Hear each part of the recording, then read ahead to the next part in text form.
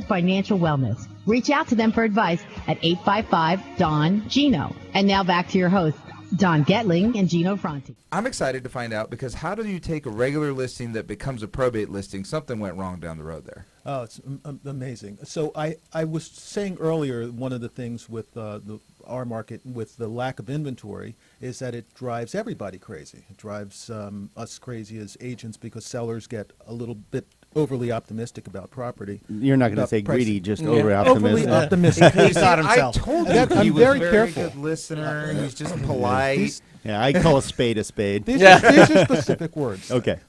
So we took a listing of a Spanish duplex in Los Feliz on a cul-de-sac. Great location, kind of an odd location, because people would say, Ambrose, I don't know where that is, but we took this listing. 2 stories, view out to downtown. There are not a lot of old 2-story Spanish duplexes, interestingly, in Los Feliz. Hancock Park, yes, but in Los Feliz, not a lot of them. Our seller wanted to list it at $1,295. That was about $150,000 more than it should have been listed. This was 2012.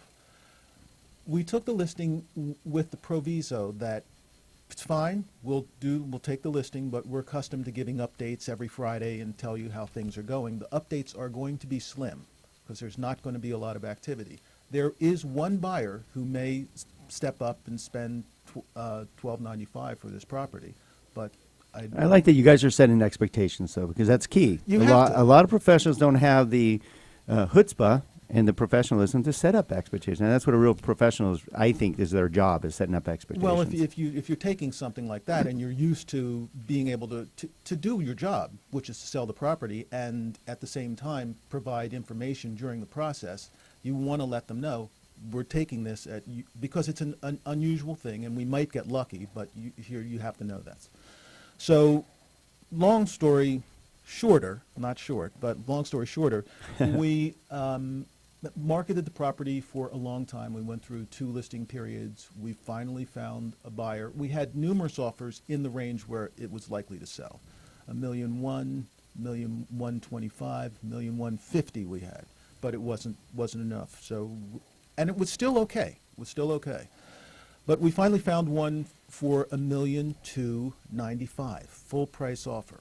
That happened about 3 weeks before the owner passed away. Oh, no. So we had not completed the negotiation. We were almost there, and the owner passed away. The property subsequently went, it's a long story in between, but the property subsequently went to probate. It went to probate in September of this year. When it was listed as a probate property, it was listed for $1,095,000. Oh, wow. So in 2012, the value for us was $1,150,000. We had listed it for $1,295,000. They listed it for $1,095,000 2 years later in a hot market, and could not get offers. They couldn't get offers on it because of the probate process. Right. It was subsequently reduced to $995,000.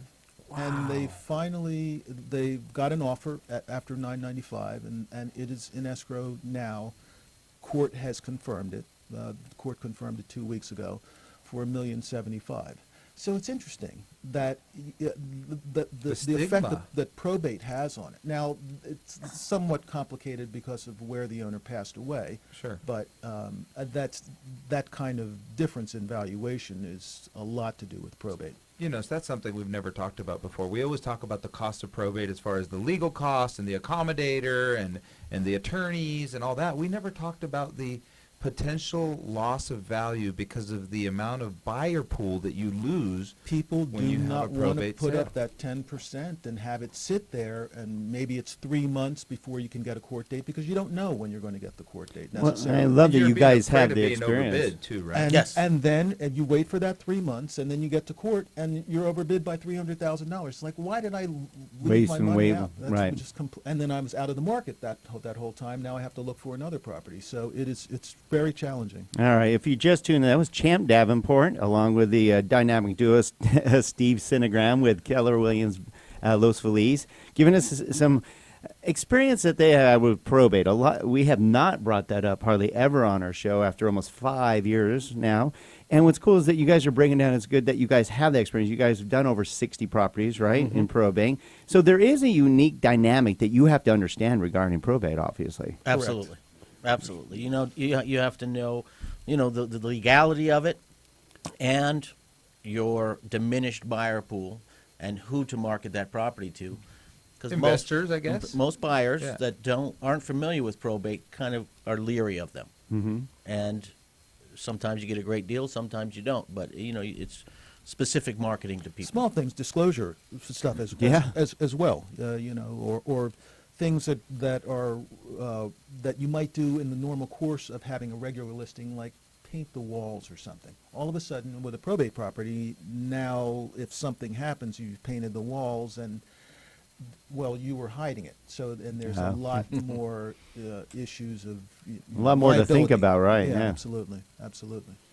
Wow. Well, I'm just thinking about the opportunities there for an investor, because I'm thinking there is an opportunity working with seasoned people that know what they're doing.